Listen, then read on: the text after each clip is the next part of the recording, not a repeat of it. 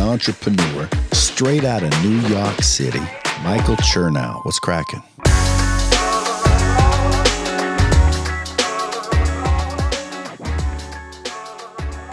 I did 2 clinical sleep studies. I did one without the tape and one with the tape. Without the tape, I had 86 disturbances, so I stopped breathing 86 times, diagnosed with mild sleep apnea, recommended CPAP, the whole thing.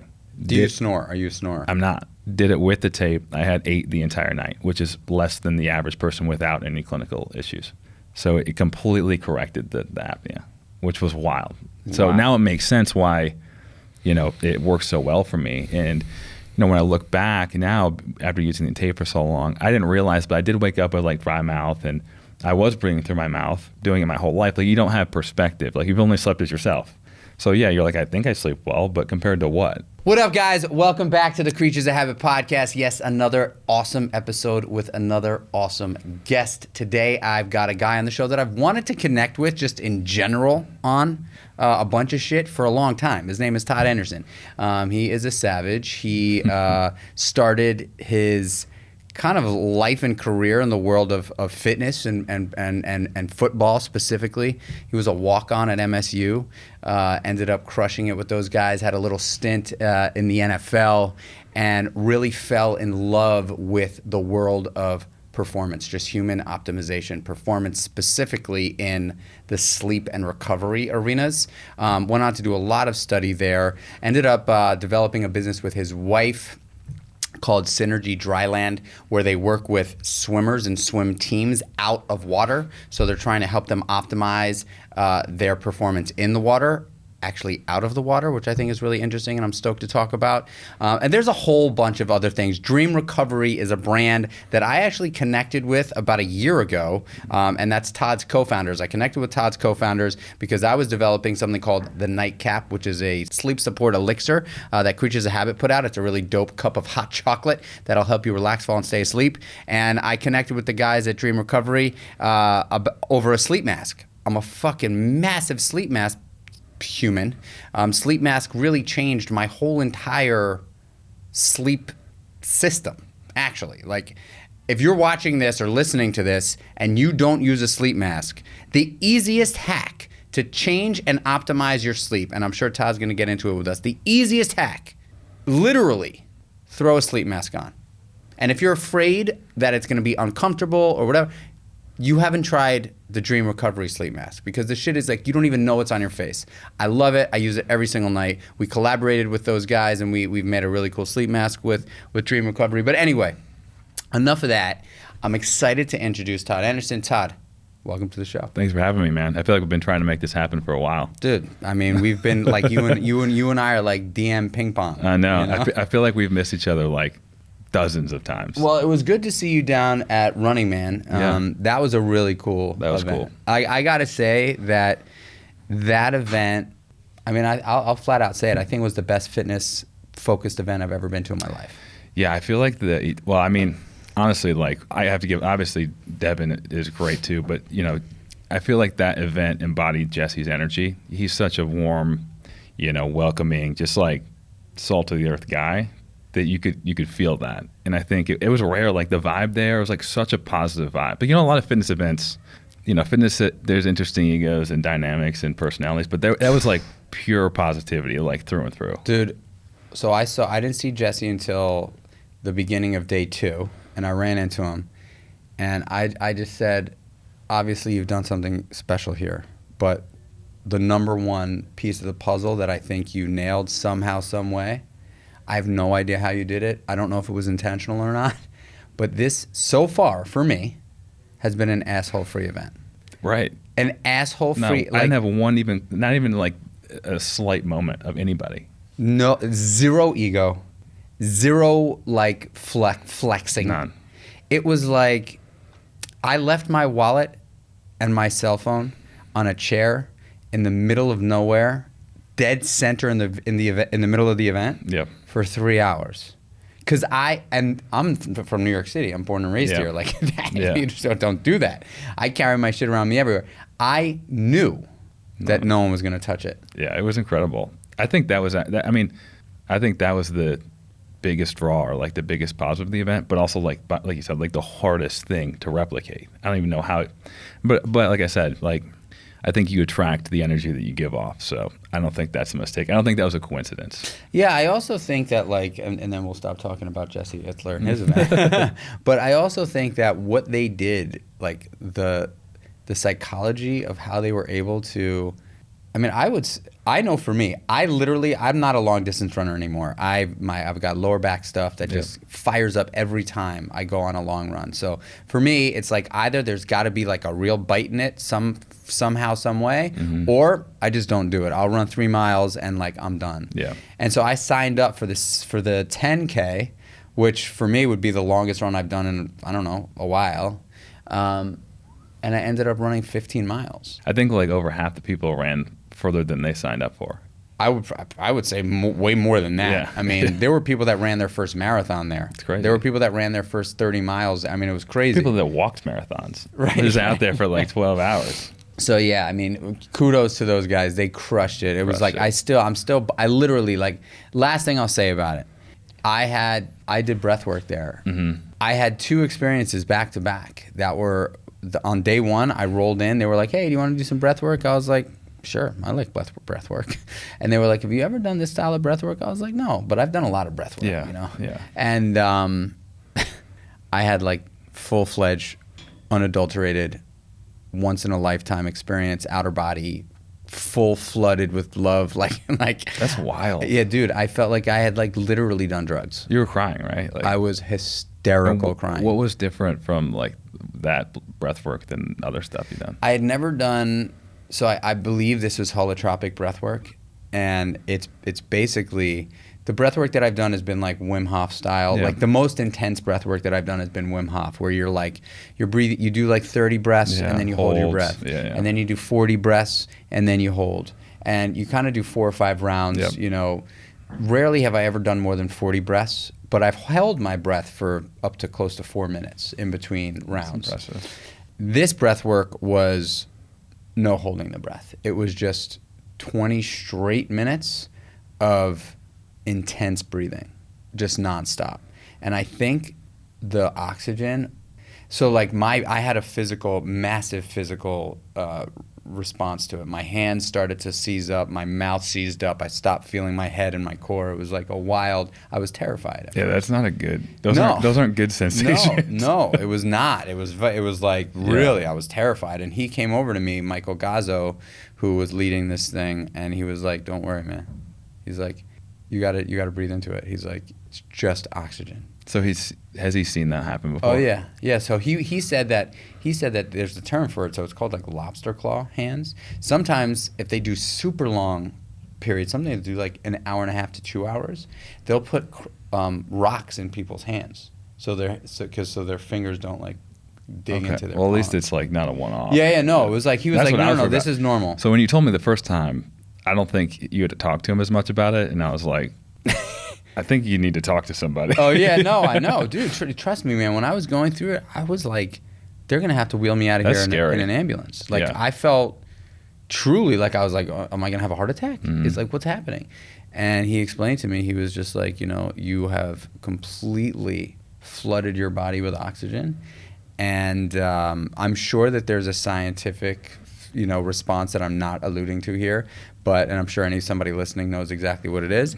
But I will say that like it shook the tree inside of me.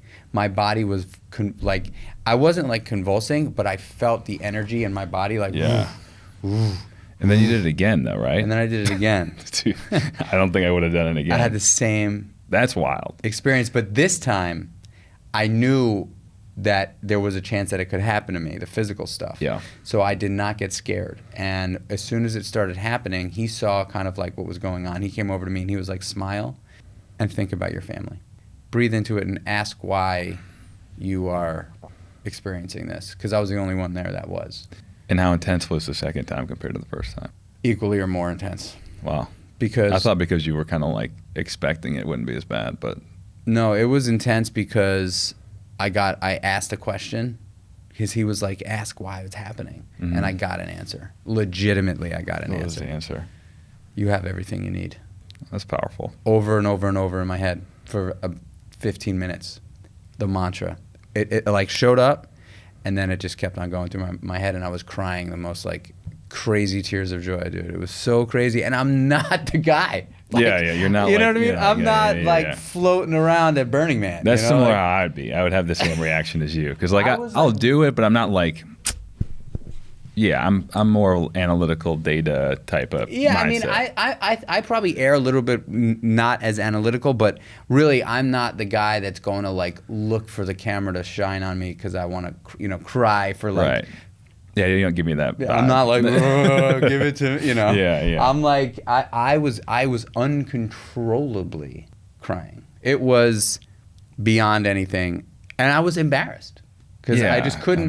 Because it's not like I couldn't say I couldn't talk. Yeah, you couldn't. Because I would open my mouth and I boom start crying. Are you an ugly crier? No, I think I'm probably a good-looking crier. Pretty good looking crier. But anyway, so I want to talk about, because I think all this stuff ties together, right? Because like I remember right after that, like I walk whatever 100 yards and boom, you're standing there with Dream. So like all of this stuff that we're talking about, running, and it all sort of boils down to like this resurgence of self-care. Yeah. That I would say is really seeing the light of day like it never has before. Oh no, I mean it's been unbelievable to see the transition over the last 5 years. If you look at like Huberman, for example, like 5 years ago, people would have thought you were nuts for listening to a 3-hour podcast on neuroplasticity. But now you have people that, are walking to Wall Street, listen to that podcast. And so like the evolution has been wild to watch. And that guy also single-handedly like builds billion-dollar brands, right? Because of his podcast. Yeah, it's the reach and the interest is, something I would have never predicted. Yeah. When I probably started speaking on sleep like to groups, 2018, 2017. So like 6 years ago. And when I would tell people I do presentations on sleep, and they're like, how long? And I was like 45 minutes to an hour. They'd be like, you can talk about sleep for 45 minutes? They'd expect it to like be a 5-10 minute presentation. And now it's like, you could talk to people for 3 hours and they would be, glued to the stage. Let's get some like quick hits on sleep. I mean, if there's one that stands out exponentially over the rest, is the consistency of bedtime and wake time. And you hear it all the time, but the more data that comes out, like, it's not about being able to fall asleep and waking up and not feeling tired. It literally, like physiologically, when you get outside of a half hour from your normal wake time or bedtime, things start breaking down. Your resting heart rate increases, your HRV goes down, like, and almost to a level that's predictable. So like every 5 minutes outside that 30-minute mark, beyond your regular times, like you can see how it's going to, or predict how it's going to impact your body in the next day. So I don't think people put enough value in the consistency of those times. And people will be shocked if they actually looked at their weekends, weekdays, like 7 days a week, not Monday through Friday, like 7 days a week. If you can do that, things will fall into place, pretty good place. And so when you say things will fall into place, like what do you mean? Like, people get really caught up in, with this evolution of self-care. There's positives and negatives. People get really caught up into the weeds about, sleep cycles and how much REM sleep I'm getting, how much slow wave sleep I'm getting, like all these different things. But like I said, that consistency in the amount of sleep you're getting, if you feel pretty good and you're doing those things, like chances are your body's taking care of itself. Right? Those are the big rocks to focus on, not all the nitty gritty. So like you're saying it's more impactful on health and recovery to sleep, to have a consistent bedtime and wake time, than it is for getting the difference between 7 hours and 8 hours. I would say so. Yeah. I would say if let's say you're averaging 8 hours over a week's time, but one night you're getting 6 and one night you're getting 9, and it's kind of, leveling out around 7. Yeah, I would take 7 every night of the week, and consistency in those times over a cumulative higher amount or average over a week's time. I rarely get 8 hours of sleep. Yeah. I try. I go to bed at 9:30. Yep. And I'm typically up between 5 and 5:30. That's pretty good. I mean, it's strong, but when I look at my Whoop recovery scores and my sleep scores, it's always somewhere between 6.5 and 7.15. And I think it's because I spend a percentage of time awake while I'm sleeping. So for anybody listening, like, is that awake while you're sleeping? Even though like if it's like I'm up 10% throughout the night, but I don't necessarily feel that. What do you? How do you? I mean, I know that we're getting into the nitty gritty, like you just said. Well, so I mean, that is one thing to first talk about. Like, there's actually a huge movement of people that I've witnessed that are obsessed with their sleep, and it actually causes anxiety. And there's a term it's orthosomnia, which is like ortho it's like an orthopedic surgeon. Ortho just means to fix or straighten out. So people are so obsessed with fixing their sleep and getting perfect sleep scores, it's actually causing sleep anxiety, which in turn is causing issues. Right. So you can care too much. That's the first thing. I think that has happened with the wearables to an extent. So like when we work with athletes on the swim side around meets, we'll actually have them. Whoop has a feature, and you can turn off, like you can't see your recovery score. So we recommend that all the time. But it's just, I'll say with Whoop, I've experienced that the time throughout the night where it says you're awake, it seems a little high, and I'm not sure why that is. But I think if you're not consciously awake, you feel like you slept hard, you feel like you slept well through the night, I wouldn't buy into that too much. You know, like if you're carving out 8 hours of sleep and you feel like you fell asleep at a normal time and you weren't struggling and you weren't tossing and turning, I wouldn't worry about it too much. But the longer you wear those devices, you know, like a Whoop or an Aura, they're like, 75% accurate with those sleep cycles and things like of that nature. But the longer you wear them, they get much more accurate because the inconsistency or inaccuracy is consistent over time. The only variable that changes is you. So if you wear it for a long time, then you can start reading into like some of those different times. Yeah, I think that I've honestly been wearing my Whoop for 7 years, same. 8 years straight. Yeah, I think 7 years. And I think I've not. I don't think I can't remember a time where I've had it off for an extended period of time. Yeah. And so I'm not crazy obsessed, but I do know. And I actually was just talking to the Whoop squad a couple weeks ago. They were all here in New York, and I was like, I hate when I'm not in the green. Like, I don't like it. Yeah. And I don't know if it impacts me. I mean, actually, just the way you're saying that, it probably impacts you. Yeah, I would imagine. Yeah. I don't like it. And I'm also like, I have friends who are like, I don't know what they do differently than I do, but their HRVs are like 80 to 120.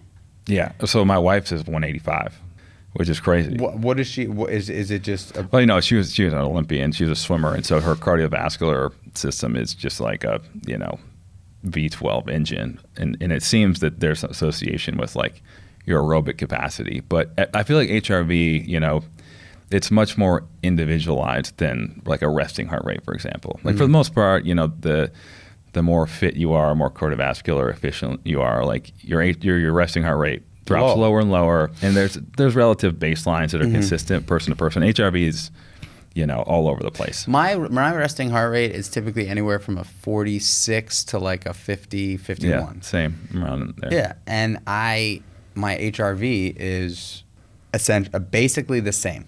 Yeah, I'm about a 60 on an average I'm like day. happy with a 60. Yeah, but the older you get, the more it goes down. The other thing is like tons of things impact it, that people don't realize. I get questions like, even like simple medications and things like that. So it's more about the delta, like, how it changes over time as opposed to the actual number.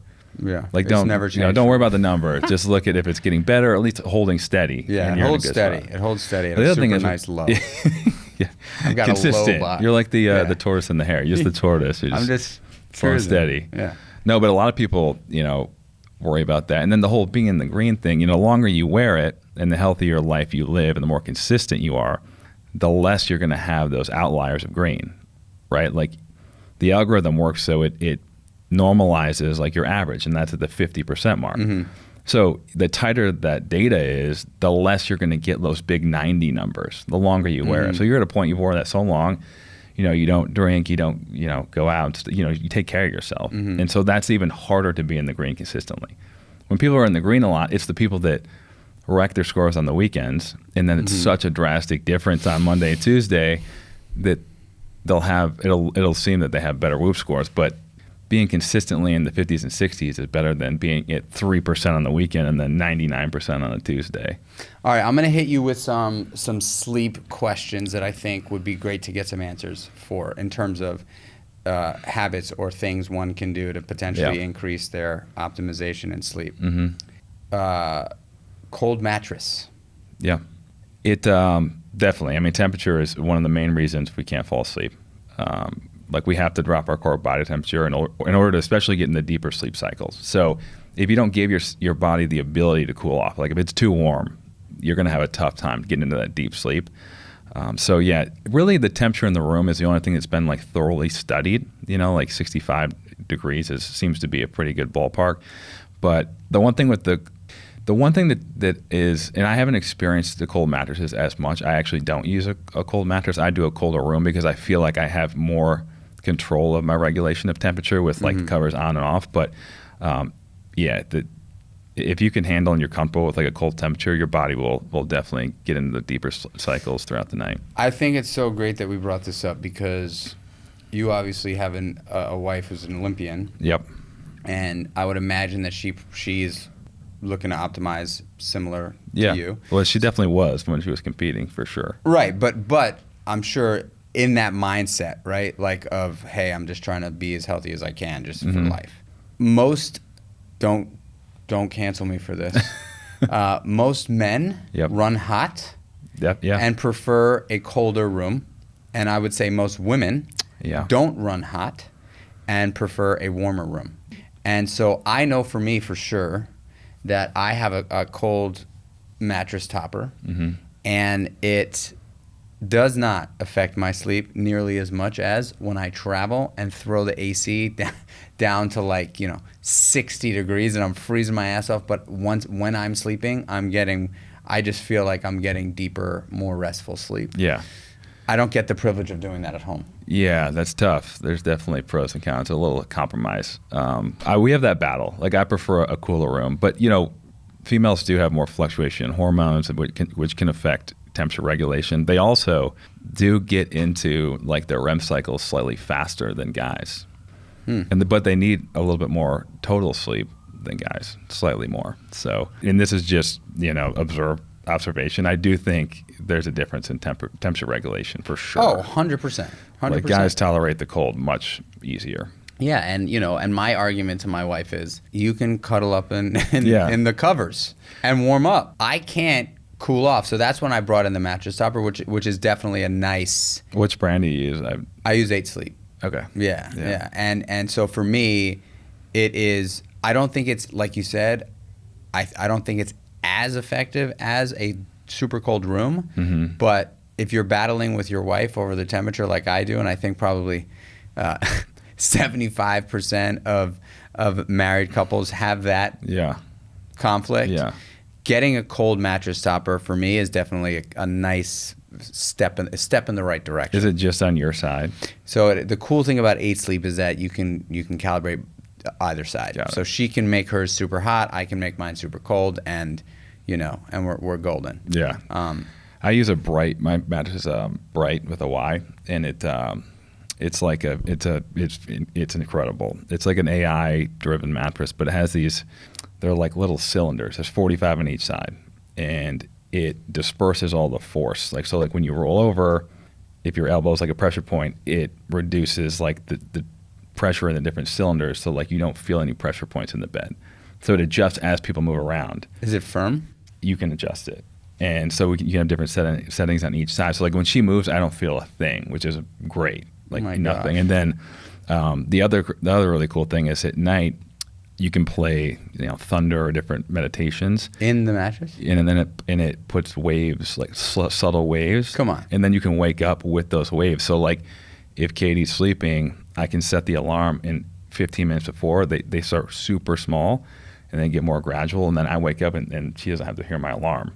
Pretty sweet. I mean, that's amazing.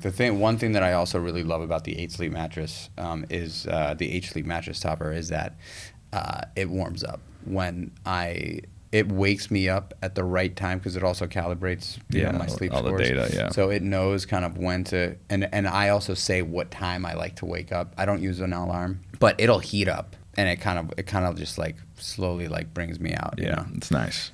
All right, so we talked about temperature. What about white noise? Yeah, I've actually got a lot of questions about this lately, but white noise is one of those things where if you're comparing it to nothing, like if you have silence and white noise, it's not really going to help. It's not going to be better to have white noise.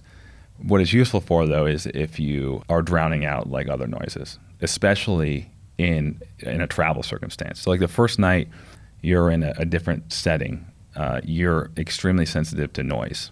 So if you can get used to white noise at home and you travel a lot and it's loud, it can be really useful for that consistency. But it's not something to like add in if you're not dealing with like noise issues. You know, it's not going to make anything any better. So it's not going to help you. Not just from silence. Like silence is always, the best route. You know, it's so funny. So I've got like this crazy sleep routine that I have, but we like all the things that I'm going to ask you questions about are super selfish. Yeah, I've got them all. Yeah. But the white noise machine in our room, the reason why we use a white noise machine, honestly, is not because of some sleep thing. It's actually my wife. We use white when the kids were sleeping in our room when they were younger. Yep. And we had the bassinet or whatever. We had the white noise machine going, and then as the kids, started sleeping in their own rooms, my wife missed the white noise machine. She was like, "It helps me." Yeah. She said the white noise. So that's the hard part is like with these studies, it's like, okay, you're comparing, white noise to no white noise, but that's not taking into account like the psychological trigger of that noise. So if that's something that relaxes you and your body interprets that as like, it's time to rest, it can be really useful, and that's not going to show up in a study. And I think it's similar to sleep masks. When they study sleep masks, they take people and they have them wear them and not wear the mask, but it's not looking at the long-term data, which like you know how it is, like it's less about the light and more about like when you put that thing on, like you're committing to like shutting down. And not many people actually do that. Like not many people nowadays, people are on their phone, especially college kids, Snapchat, until they basically like pass out. So to have a trigger that's telling your body it is time for rest is extremely powerful, and it's missing from our society. A lot of people that's never really a thought. That's never a commitment, and there's nothing you can do about it when you have that sleep mask on. So. Well, I'll also say like I'm sure that I think those triggers are you can point out in so many different ways in life. Just like meal one, for instance, right? Definitely. This is a overnight high protein oatmeal that is definitely an awesome way to start your day, but really what I created it for was a way to kickstart your health journey for the day, right? It's like a trigger to say, boom, I'm going to commit to this. This is hopefully going to domino effect into the next decision and the next decision. I cannot sleep without a sleep mask. If I, God forbid, forget a sleep mask, I literally take a sock out of my bag and tie it around my eyes. I'm getting on DoorDash and like trying to find it at like 7-Eleven or something. Dude, I can't sleep without a sleep mask. And I'm sure that triggers like, okay, it's actually time now. I'm committing to this. I've made the decision. It's on. But also it does like, it just blacks everything out. It does. It does for sure. Yeah, I mean the light impacts sleep a ton.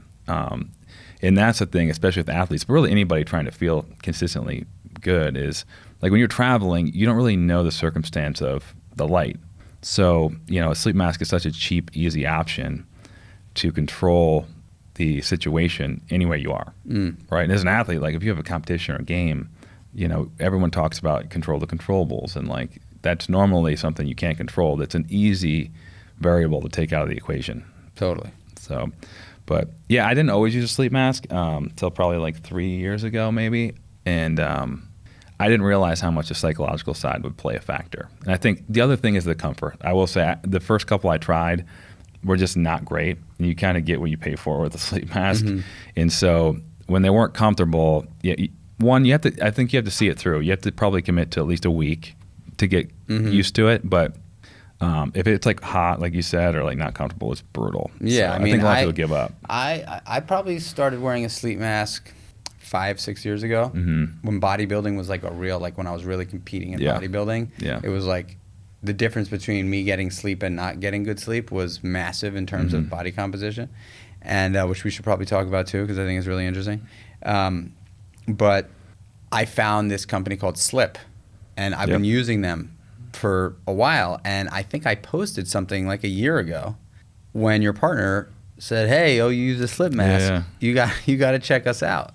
And he sent me a mask, and I was like, I thought the Slip mask was great, but you guys somehow figured out a more buttery soft silk. Yeah, no, that silk is like, so they were developing the mask, and I was kind of working on the tape, and then they sent me the masks, and we decided to just join forces because our skill sets matched up so well, and they're like great guys, and I'm super grateful because anytime starting a business and not knowing your partners that well, it's always a roll of the dice. But and they're amazing guys. But yeah, so basically, like with all the stuff we've done, we've spared no expense on the material because it's on your skin for 8 hours, or not, sometimes on more. Your face. Yeah, and so. That silk is literally like the highest quality silk you can get on planet Earth. Like there's not a higher grade. It's like 30 mummy. So, it's like carats of gold. 24 is the highest. 0 to 30. Most sleep masks, I think Slip is like 6 mummy. And ours is 30. So it's the most dense and it absorbs the least moisture. So the more moisture that stays on your skin, the cooler it feels. It's like when you sweat, right? You sweat to cool off. So if that stays on your skin, it gives a really good cooling sensation. It's super comfortable. And so... like that's the one thing like we won't bend on, and it's not cheap to make, but I think it makes a big difference. And you wouldn't feel like if you just grabbed one and felt it, you'd be like, oh, this is super comfortable. But if you felt them side by side, you can definitely tell. Oh yeah, I know that you guys have made the one with the cushions. Yeah, we're developing a new one that should be out like Q1. I heard. I'm excited, dude. It's sick. Is it? Yeah, like I sleep with the prototype now, and I think our old one was great, but now I'm like, I forgot it on this trip. I had to use like one of the ones you use, and I was like bummed out. Oh man, you got to send me a prototype. Yeah, dude. Well, we literally only have 3 because the hard part is the strap is like that's the hardest part is honestly because if you think about it, the more conformed it is, you really have to have the strap perpendicular to your face, or else it's going to slide up. So that's the hard part is the strap. And then the adjustability. That's the only thing that's hard is like guessing on the strap. But can't you do one of those like these guys? But then you talk about temperature, and so it's hard to please every aspect. Yeah. So we're really taking our time and like trying to do it right. All right. So, sleep mask. Yeah. I guess we just kind of covered it. Yeah. Sleep mask and again, like I just there's a bunch of stuff I do when I'm home. There's only one thing that I can consistently take with me on the road. Actually, I want to talk about the mouth tape because I'm going to tell a story about the mouth tape. Okay. So you can only imagine. I mean, my wife is not nearly into the shit that I'm into. Surprisingly, mine's not either. Really? Like she's extremely goal oriented, but not like into health and wellness. Like it doesn't interest her. Mm-hmm. Yeah, so she's like into being healthy, but not like not like we are. Yeah. Same thing. Yeah. My wife is like she's a yoga teacher. She did the yoga teacher training, but she's like atheist. Like she's got no. She's like I like healthy life, but I have no interest in like being a health nut. Same. Yeah. Yeah. I got the mouth tape, and my sleep. Like I take it seriously, man. Because I really want it to be. I really do. I want it to be great. And it's not that like if I don't have the shit, I'm pissed. But I. It sounds like you are. Well, you're look, like, I have blue light blocking glasses, right? So she's like, you're wearing fucking. Yeah. You're wearing red lens glasses at night. Yeah, really, dude? They're not the most attractive. Yeah, she's like. Dude, really? They work though, man. They're relaxing. Oh, you throw those things on. I know. It just like brings everything down a little bit. So I do that. I take nightcap. I use a little CBD hot chocolate. We've got blackout shades. I got the red light thing. I say my prayer. I mean, I got the cold mattress. I say my prayers. We got the white noise. I got the sleep mask. So the mouth tape showed up, and I had them, and I was like fucking around with it, and she's like, oh, what's that? And I was like, man, I know she's going to break my balls about this. I was like, it's mouth tape. She was like, what? I was like, I'm going to put it on my mouth when I go to bed. And she's like, no, you're not. That's it. That was She's like, drew the no, line. that was it. She's like, I've hit my limit. She's I like, mean, you got a lot of stuff going on for sure. To be fair, I mean, I'm here for it, but like, I could see where she's coming from. she's like that. She's like, I've hit my limit, and I can kind of see that because my wife is Danish from the countryside in Denmark. They're the most practical, like Simple. deliberate, analytical kind of like. You take the nail, you fucking put it into the wall. Yeah, that's You it. don't need the special nail. You don't Right. need the special hammer. And there's some strength to that. That's not the worst thought to have. I think it makes for an amazing partnership. You know what I mean? Because she definitely balances my insanity out in a number of ways. But so when I travel, I take the sleep tape with me, the mouth tape with me, because I really do enjoy it. I think it really does help me. Yeah. And I notice, one thing that I will say when I first started using it, I noticed that my respiratory rate went up, which was strange. And it could have been that I had like a little nasal thing but that was only like the first couple of times I tried it. That's interesting. Is that weird? I've seen that a couple times, but usually it actually, most people slows down a touch. Oh, really? Because they're a little more calm. But yeah, I mean, my experience was, well, first off, my wife is the same way. We literally have been developing the mouth tape for 3 or 4 months, selling it at this point. Still hasn't tried it. I'm like, okay, like we launched like our second color. And I'm like, okay, you're invested in this. Like, you need to try it. And I'm like, you have to try 3. Just give me 3 nights to try it, because I do it every single night. It was life changing for me. I'll tell you about that. But after 3 nights, like, she does it every single night. Like, loves it. And she actually we didn't realize it. She slightly was like a mouth breather, and like didn't snore. Every once in a while it'd be a little something, and she feels like way better. And there's also, the trigger of like, you're really shutting down, when you put that on there, especially if you're in a fight. It's great, ends the fight very quickly. But with me, with the mouth tape, the first time I did it, Katie was on a trip and she came home, and I didn't tell her I was doing it. And she got home late, like midnight, and I'm just like sleeping with tape on my mouth. And she was like, what is it's like there's someone in the closet like holding ransom here. But so yeah, I started doing it, and I felt like I always slept well. I had great my whoop, everything. Slept 8 hours, never had an issue. Started taping after reading and learning, and felt way better. Like I woke up maybe once a night. Just felt like when you fall asleep and you feel like you were out cold, like that's how it was every single time I did it. And then recently, I think maybe 2 months ago, I'm like, all right, let's really dive into what's going on. So I did 2 clinical sleep studies. I did one without the tape and one with the tape. Without the tape, I had 86 disturbances, so I stopped breathing 86 times. Diagnosed with mild sleep apnea. Recommended CPAP, the whole thing. Do you snore? Are you a snorer? I'm not. Did it with the tape. I had 8 the entire night, which is less than the average person without any clinical issues. So it completely corrected the apnea, which was wild. So now it makes sense why, it works so well for me. And, when I look back now, after using the tape for so long, I didn't realize, but I did wake up with like dry mouth, and I was breathing through my mouth, doing it my whole life. Like, you don't have perspective. Like, you've only slept as yourself. So yeah, you're like, I think I sleep well, but compared to what? It's kind of like when people ask me if I liked being an only child. Like, did you like that? I'm like, well, I mean, compared to what do you mean? Like, I don't know. Right. Like, I think so. I'm happy. But so when I saw that, it was pretty shocking. And so, the more we learn, I think, like, some of these studies and some of this data that's going to come out, like, like I said, it's been life changing. That's just my own personal, experience. And so you believe, if you had to point to outside of the scheduled sleep time and wake time, do you think for you personally the mouth tape has been the most impactful? Yeah. If I traveled and forgot everything and I can only have one thing, I would take the tape Over the mask? Yes, because I think that the mask really does help me fall asleep and sleep well in the morning, especially if there's light. But the tape, just the quality of my sleep goes up exponentially, and I just feel much more rested, which makes sense if I'm having breathing disturbances the whole night. Wow, that's making me feel like I've got to dive in on it. And it's one of those things too that obviously everyone has to try and experience themselves, but if you are really efficient, you're breathing through your nose and you use it, it's not going to hurt, right? Like, it's just going to be the same. So I encourage people to try it. So you think a good full week's worth? I think a week, yeah, because it's definitely strange. Like the first time I did it, I'm like, this is super weird. And actually, it does take some time to kind of acclimate. And it's good practice to really like train your nervous system to calm down, because you're totally fine breathing through your nose, but you can convince yourself that you're not,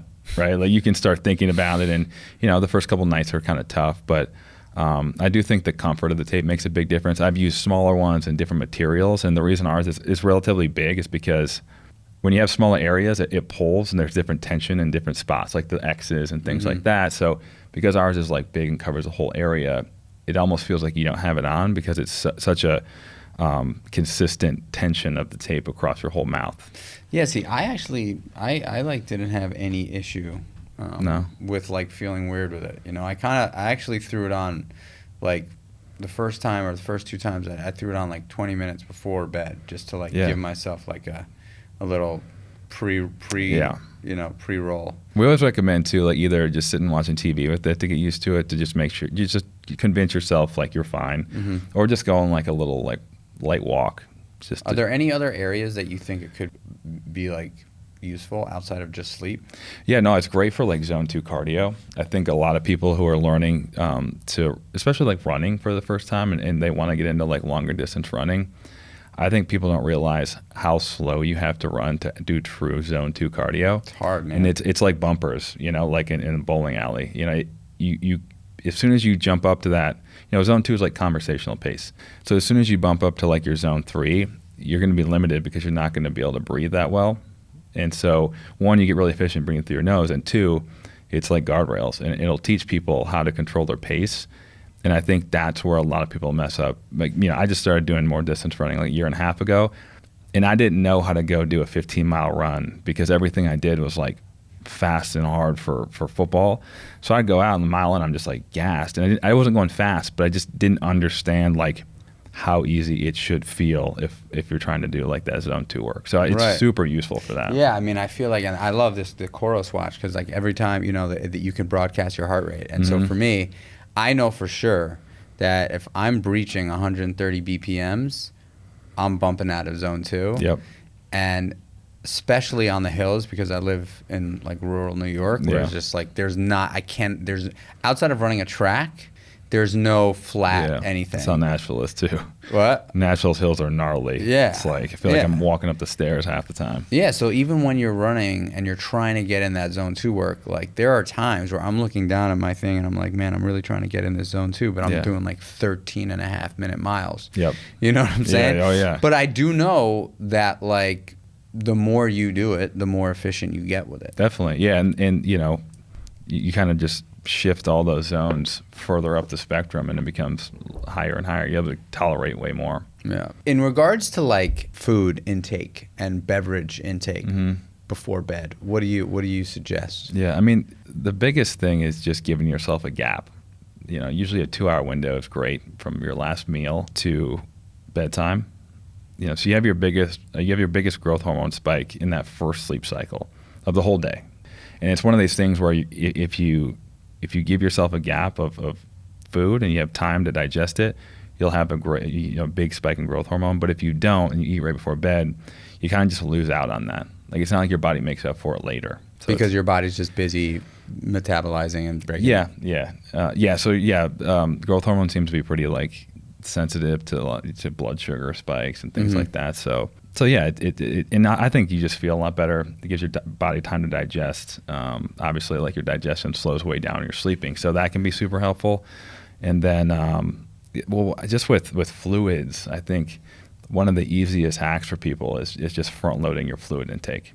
If you think about, when you get up in the middle of the night, how many times it's to go to the bathroom. It's not abnormal to get up and have to go pee or something, but if it's 3 or 4 times, like that's an issue. Something's going on. Yeah, So if you can front load your water like the first half of the day, you'll be really intentional early in the day and taper it off. You'll probably wake up significantly less. And then a lot of times when people have problems falling back asleep, because that's the number one question we usually get is like, I can't fall back asleep. Well, it usually has nothing to do with sleep and everything to do with like your stress management, things going on in your life, relationships, work, whatever it may be. But if you're waking up to go to the bathroom, like you're just giving your brain more opportunities to get fixated on those thoughts. So yes, one, you need to, talk to somebody or work through whatever is stressing you out. But two, like, don't give your brain the chance to go down those pathways and those thoughts, because, eventually you're going to get fixated on something. It's going to take over. So it's a 1 in 3 chance. Well, if you go from, waking up 3 times to 1, you're going to be in a good place. But I think a lot of people just, they don't think about it, and they kind of try to make up and be hydrated at the end of the night because you're home usually and you're thinking about that stuff more, and they crush a bunch of water before bed and they're waking up 5-6 times in the night. Yeah, I try to stop fluid. I drink nightcap about 2 hours before bedtime, so around 7:30. But I also have a smoothie between 7 and 8. I'll have a smoothie and nightcap, and it's just sort of like my last little pop of protein. Yep. Because I do like to space out the meals, but I know that when I can the smoothie, don't have it, even though I'm craving it terribly, I do get better sleep. Yeah. It's evident in my sleep. Yeah. Sleep report. It's hard though. It's really hard with athletes because it's like their caloric needs are so important. A lot of times you have later practices, so that balance is The weird tough. thing I'll say though, when I was bodybuilding competitively, I always had a carbohydrate meal before bed. Yeah. Always. Yeah. Always had either meal one, or I'll have like pretty banana heavy smoothie. Yeah. Always, and it didn't really mess my sleep up. How old are you too? Like, 'cause the older you get, less. I was in my 30s. I was like, 30 probably. I started doing that when I was like 30, 2018, 17, 18. So. Yeah, I mean, the other thing is too, it's like sometimes this awareness towards sleep, it can be detrimental too, because like there is some to the ignorance is bliss in some situations. Like when you're younger, like everyone talks about, when they would drink and they were just like Superman, like they were unstoppable and you wouldn't get hungover. And sometimes I'm like, was that the case, or were we just not aware? Like, did you just not think about it and you just woke up and went? Because that's the other thing I say to people. It's like, listen, if you have a bad night's, like when people wake up and they're like freaking out about I can't sleep, and they know so much about sleep and they're worried about it, it's like people accomplish great things on horrible night's sleep. And there's something to be said about just getting up and kicking ass and not worrying about like what state you're in. Like you shouldn't wake up and let a number on your Whoop dictate how you're going to feel. You're right. Right? So, You're right. So like understand like the body, yes, sleep is insanely vital, and over time it's really important, but you can get it done, and you can be gritty and you can push through it and you'll be fine. You're here, right? You survived all this time with bad night sleep. You pulled all-nighters, so don't think that you can't perform at a high level just because something happened and you had a bad night's sleep. One last story that I think is fun to share. So we moved out of New York City in 2020 when the pandemic hit, and we moved. Same.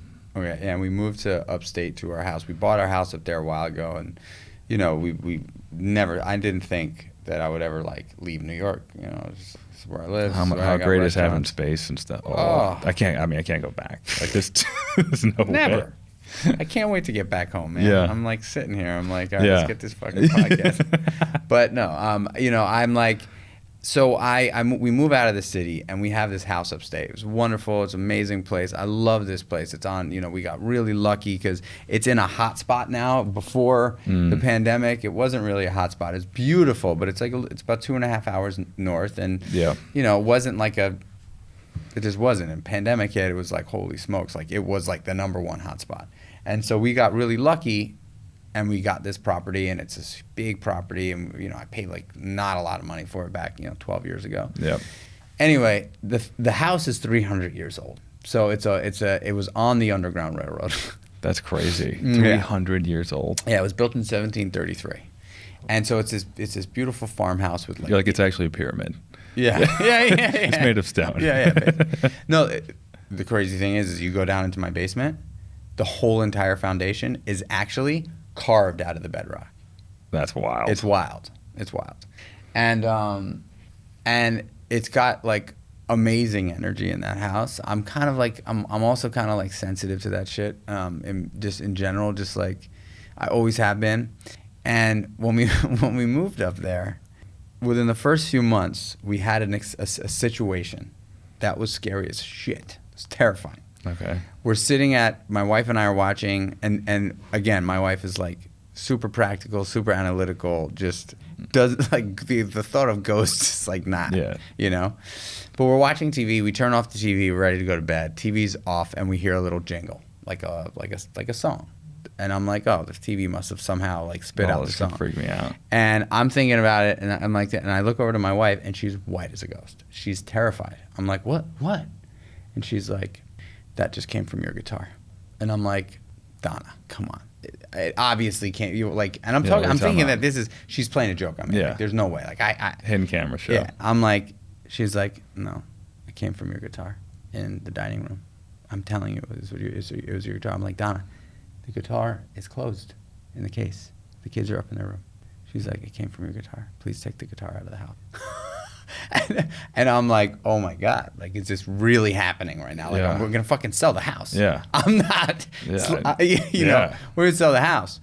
And so But were you convinced at this point, or were you like, wow, like you're just... I'm like, I've never really felt any kind of funky shit in there. When we first bought the house, I saw something that was, it could have been, I was looking in a beveled mirror. I thought I saw my wife walk behind me in the mirror. I called her name. She didn't answer. She was downstairs. I said, hey, babe, when I called your name, she's like, I've been down here the whole time.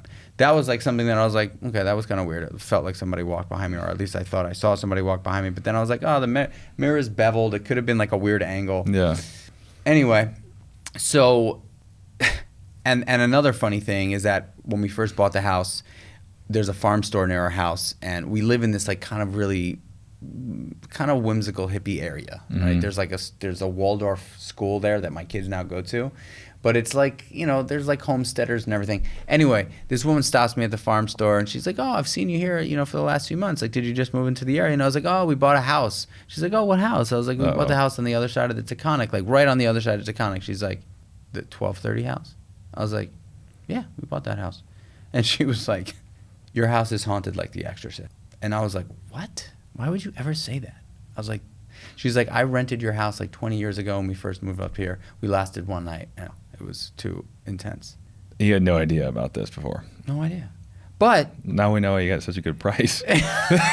But what I'm saying is that whatever potentially is there is like chill and cool and doesn't bother me. But when that guitar shit happened, I was having the hardest time going to bed. Like, I was like hearing shit. I'm like, you know, like I was hearing like shit in the white noise. Like, I'm like, oh my God, I'm hearing like... Yeah, you can... I've done that where like you convince yourself that like you're like hearing weird songs definitely. And things in the white noise. So what I started doing, which has been a super hack for me, is I take one AirPod and I stick an AirPod in my ear and I go to sleep to like a super dense book.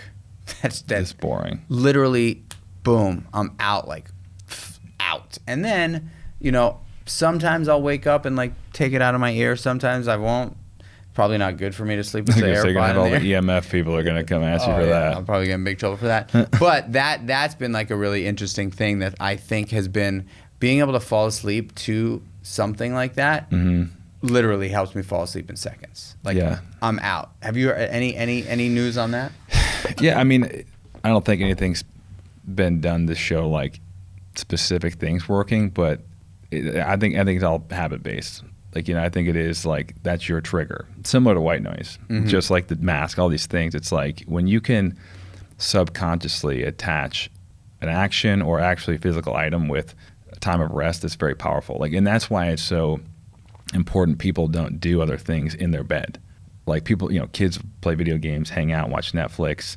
You know, your bed should be used for like two things: sleep and then, you know, your other favorite thing. Yeah, that's it. And so like when people start doing other tasks in bed, like even text messaging or emails that isn't even negative, it could be positive stuff, friends, you know, at the evolutionary level of our brain, that's still a task, which is interpreted as like a threat almost. So all of a sudden it becomes, you know, a place of business and, you know, not a place of rest, and your brain loses that connectivity of like, this is where I sleep, and it knows like this is time to shut it down. And I think people don't realize how fragile that separation is of different parts of your house. I also think too, like people are very binary with their bedroom and like their wind down time of like, okay, I have this routine and I'm going to wind down when I go to bed. But you really want to make it more of like a gradient throughout the night. If you can, start to dim the lights even earlier, 6, and wind things down gradually, even in your living space. It shouldn't just be a thing where all the lights on and everything's loud and stimulating, and then you walk into bed and expect to fall asleep in 15 minutes. Like, that's not really how it works. So you want it to be a nice, similar to like a sunset, a nice gradual taper into the night, and not like this is my bedroom, this is my living space.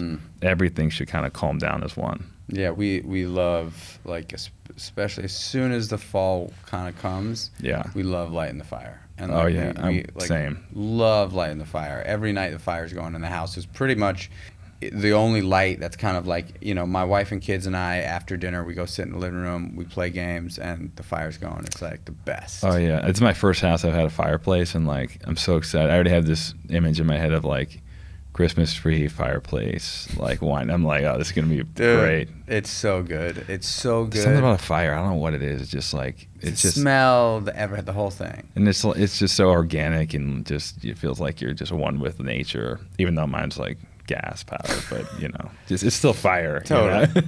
All right, man. We're gonna finish up with 2 last questions. Cool. I need to know, and whether you have it or not is fine.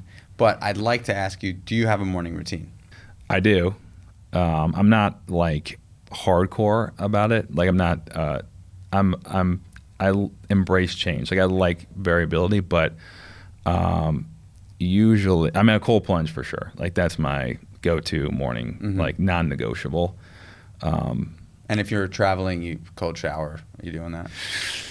No. I'd like to say yes, but a lot of times it just depends if it's cold enough, or honestly, a lot of times I'll try to find a cold plunge. If I'm in a big city, like I'll go out of my way to find one, because I feel like I have enough, enough people in the big cities where somebody has, at this point in time, I feel like everybody has them, and so I'll try to find them. But that's why I get so thrown off, is like I think that messes me up when I'm not home. Like I love that, and that's kind of a non-negotiable. Do you have a protocol with that? I do like a I guess a 21-28 protocol, where I go 2 minutes in, 1 minute out with my hands by my side, like get as cold as I can, like try to shiver. 2 minutes back in, and then I wait at least 8 minutes to warm up. Then I get in the hot tub usually, or take a shower or whatever maybe. That's cool. So 2 minutes, 1 minute out. Yep. 2 minutes in, 8 minutes out. Let your body come back to temp. Yep. And then warm up, or not. You can ideally just not warm yourself back up at all. It just depends how cold I am though. Sometimes it's like, but that works really well when it's like outside and it's not super hot out, because you can get really cold when you stand there for that minute in between. And, the colder you feel, the more of a response you're going to get. If you're trying to do it for energy, it'd be different if you're trying to like control your nervous system. And what really sucks? Going into a cold plunge for 2 minutes and freezing your ass off, and then coming out for a minute and really freezing your ass horrible, off, and then dude. going back in it's for the 2 hardest minutes. protocol there is, but it's like you feel electric when you get out of there. I've never done that before. Try it, especially if it's outside and it's cold. It's rough, but you'll have so much energy. Wow. Okay. Cool. I'm gonna try that. So, like in an ideal scenario, what does that routine look like for you? Ideally, I always wake up, come down. And usually Katie will do the cold plunge with me. She's all in on the cold plunge. She'll have coffee or whatever, usually like within the first half hour. I have to carry my dog downstairs because she's a diva and she doesn't walk down the steps anymore. She just cries at the top of the steps. But yeah, I usually do that. I'll do a cup of coffee with Katie. We'll do the cold plunge. And then I always like to do that's when I like to do my cardio. Ideally, I do cardio and strength like separately. Mm-hmm. And so I try to do usually an hour, and I've been doing a lot of like walk runs. So like an hour of cardio of some sort. And then come back, protein shake sometimes I don't. Sometimes I wait till like noon to eat and then get it going. So not very I guess pretty simple, only a few variables, but I feel great when I do that. And I look forward to it. Yeah, man. I'm pretty solid morning routine, dude. I've kind of, since we've moved upstate, I've had this ability to really develop like this whole system that I love, that I handle before the family gets up. Yep. I don't have kids yet either, so like I do have a little more freedom throughout the day probably than most. Well, I think also my wife has been super something that I will say that like my wife knows about me is that like I need structure in my life. I'm in recovery for a long time, so like for a guy like me, I need the structure. Yeah. You know, I am definitely an extreme example of someone that needs structure. It's like discipline for me is like necessary. I need it, and I really fucking love it. Mm-hmm. And but we just got, so my wife will, she's totally down. And I typically get up, I mean, I'm typically done with my shit before they even get up. So like I'm done by like 6:15, 6:30, and they're just getting up at 6:30 for the most part. However, we just got a puppy, and I want kind of the puppy? A Cane Corso. He's amazing. Puppies are the best. He's- and worse stuff sometimes. But, Yeah. But, Well, it's this worth dude it. is both, but my gosh, like I've always wanted this kind of dog, and I've always wanted this kind of puppy. It's so fun to come home. Oh, man.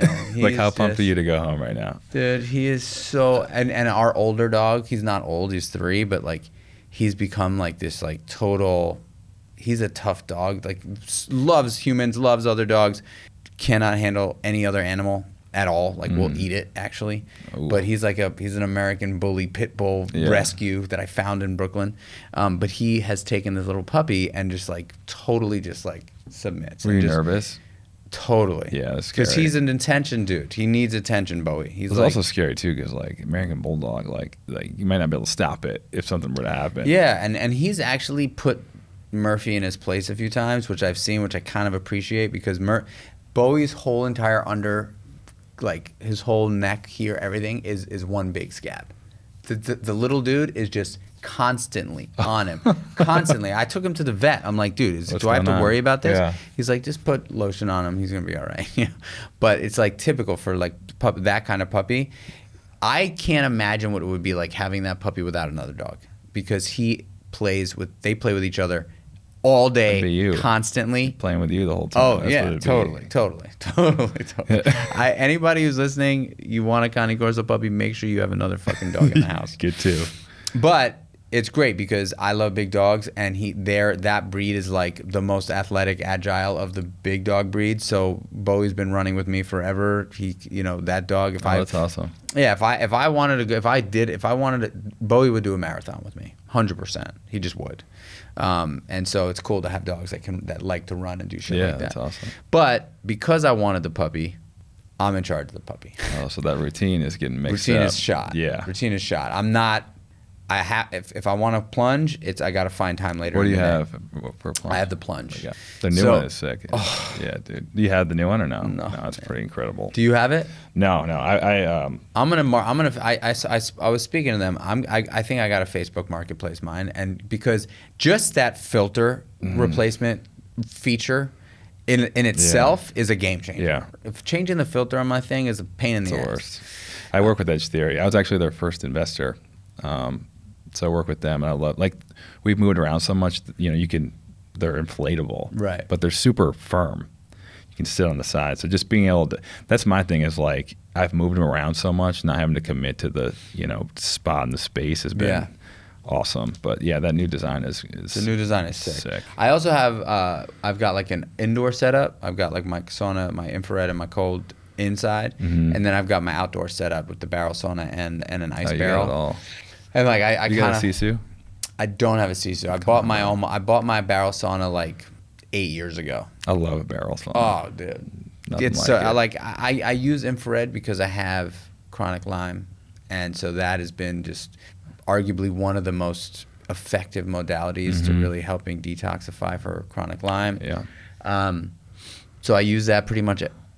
I should say I used that pretty much every day in the morning. Yeah. I haven't been on my morning routine, but what it's done for me, which is very cool, is it's given me this like you said, like I'm loose with it now. I'm not, my Rigid. morning routine was so dialed, Yeah. and people used to laugh at me about it, and I would just say, like, yeah, okay, I am one of those structured morning routine guys, but I fucking love it. Yeah. So like, I don't give a shit what you think. Yeah. Like if you're like, Doesn't yo, matter. fucking like idiot, like Yeah. you're doing all this shit in the morning, you're stressing yourself out. I'm like, actually, I'm not stressed out at all. Like Yeah. it actually makes me feel fucking great when I Right. do it.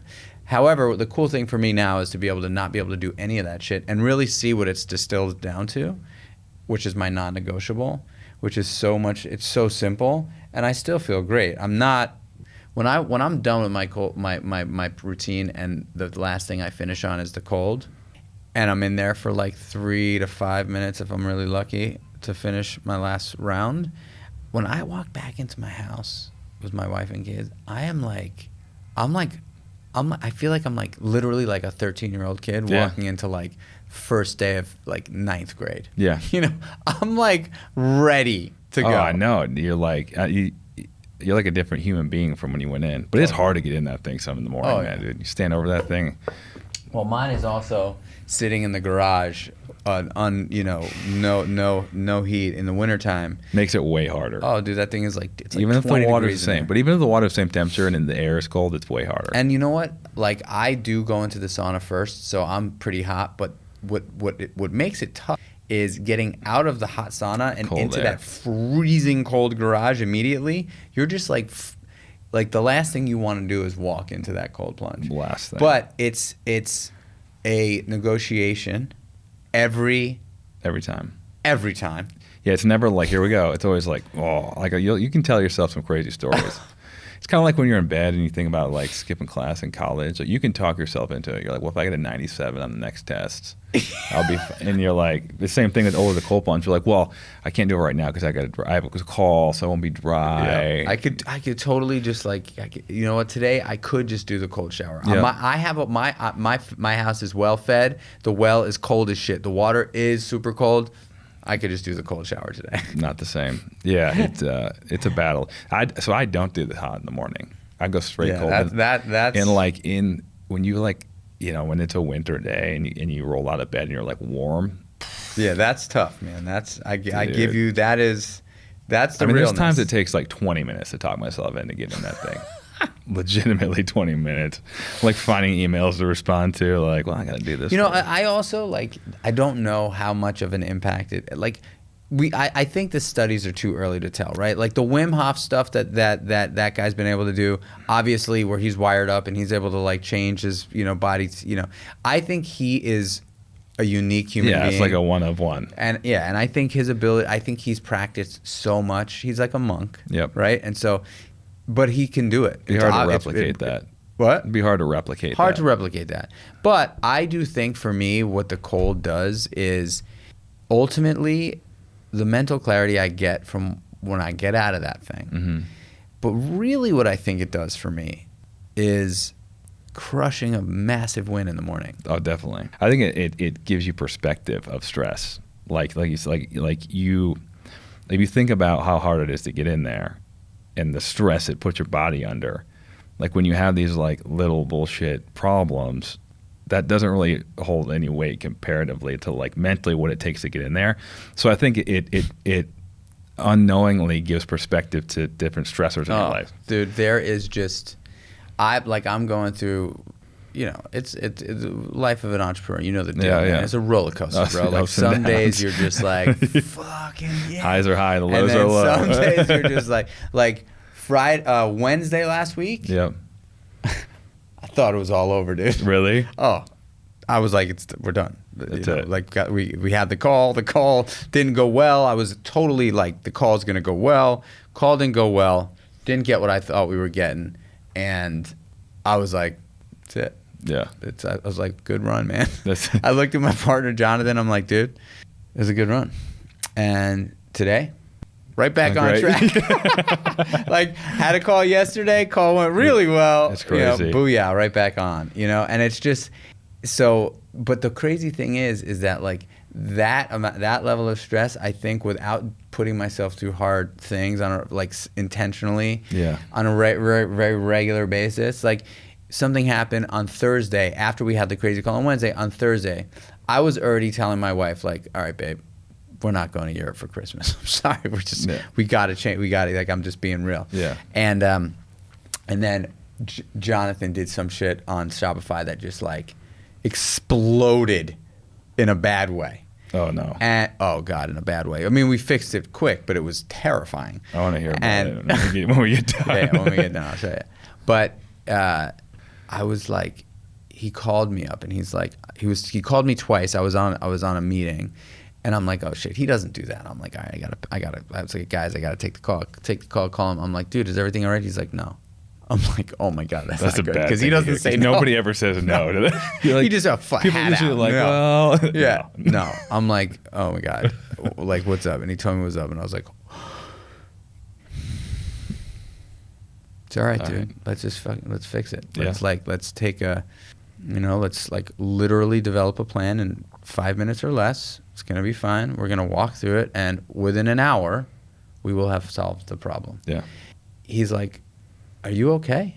You know what just happened? And I'm like, dude, me getting mad or getting frustrated or flipping out at you or feeling an enormous amount of overwhelming stress that's going to drown my ability to think straight, what is that going to do for this situation? That's not easy to have that clarity. You know, I think, but I kind of look at it like you're an athlete. I've played on losing teams, right? Mm-hmm. I played hockey for years when I was younger, and we weren't great, especially our travel team. You know, New York City kids playing like Canadians and like kids in Connecticut, right? So, but every single time in the locker room before going out to the ice, we all thought we were going to win. Yeah. All of us. Yeah. Like, we're like fired up. Mm-hmm. We're going to fucking win. Yep. And we know the track record, but like if you don't think you're going to win, and if your coach or your captain is like, oh, man, guys are good. Yep. These guys are strong. Like, what are we going to... Like, no one on that team is like, yeah! Yeah. You got to be like, dude, we're going to fucking rip their heads off. You're the compass. I literally just had a call last night about, with like the Detroit News about my coach in college. And I said the exact same thing. I said, we were average when I first got there, and we were great by the time we left. And I said, but every single game we walked into, we thought we were going to win. Like he had us convinced, and we convinced ourselves we were going to win. And it's crazy with what can happen when you actually have that mindset. And you're going to lose, but you end up pulling some things off that you never thought could happen. I'm a New York Giants fan. Mm-hmm. Tough. Hard. Well, I grew up a Lions fan, so I don't even want to hear it. Like that, people don't even understand how bad that is. I mean, dude, what's Never been to happening the Super Bowl. right now? Never been to the Super Bowl. All right, that's true. That's true. tough. The thing that's hard about being a Giants fan for the last 10 years, for the most part, is that I've got two sons, and I am a diehard. And I'm trying to, I said to my wife when these kids were born, like, hey, I will support anything these boys want to do. Doesn't matter what it is. Mm-hmm. If it's for the greater good and it's something that they believe in and it's not for anybody else but for them, I will support them no matter what. I will not force them to do anything. I will not force them into sport. I will not force them into martial art. I will not force them into gymnastics. I will not, if they're like adamantly no, not into it, I'm not going to do it, even though athletics have saved my life. Right.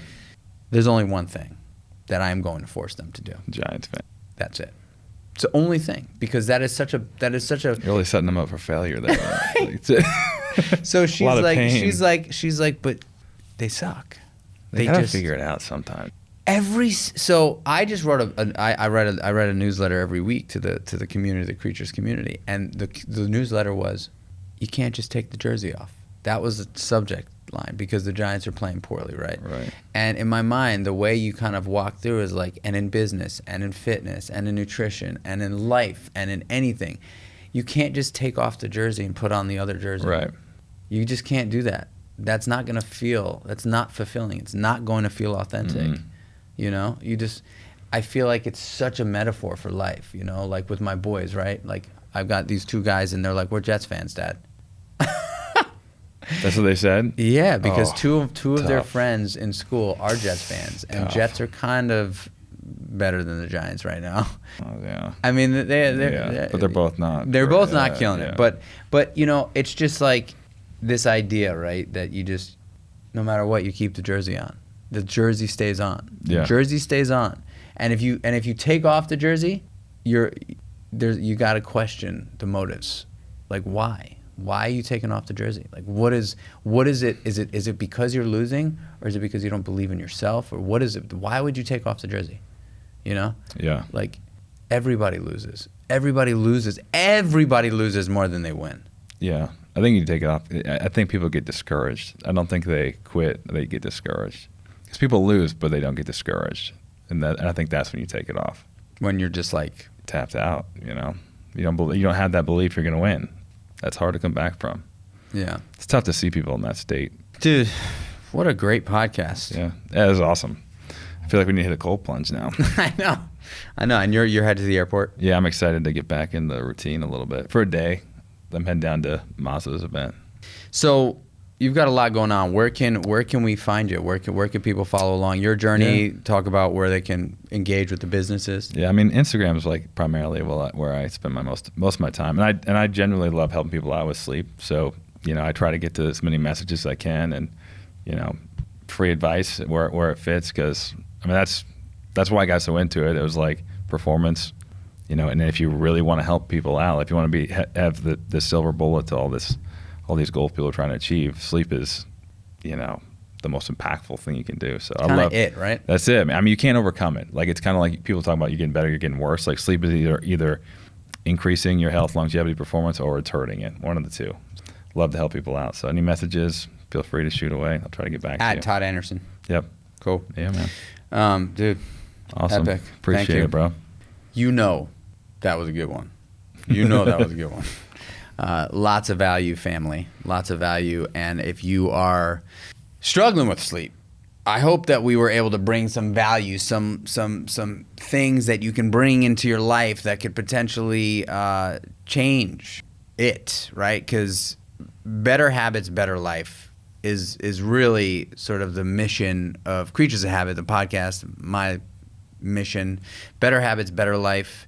And sleep is arguably one of the most impactful tools that require some habits that you're going to have to instill in order to optimize if you're really struggling.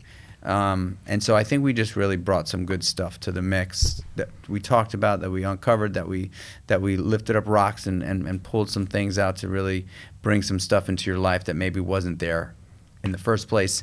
If you liked this podcast, it would mean the world to me if you shared it with someone. Share it with a friend. Share it with a family member. Share it with an enemy. Bury the hatchet, for crying out loud, over a good sleep podcast.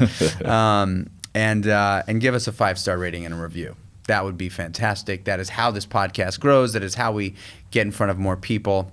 And check out Todd Anderson on his Instagram. Also check out Dream Recovery. I think it's dream.recovery, @dream.recovery. I love what they're doing there.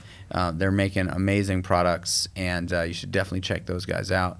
And I don't know, man. This was really inspiring for me, and I hope you like it as much as I did. You know the drill. Until the next one, y'all. Peace.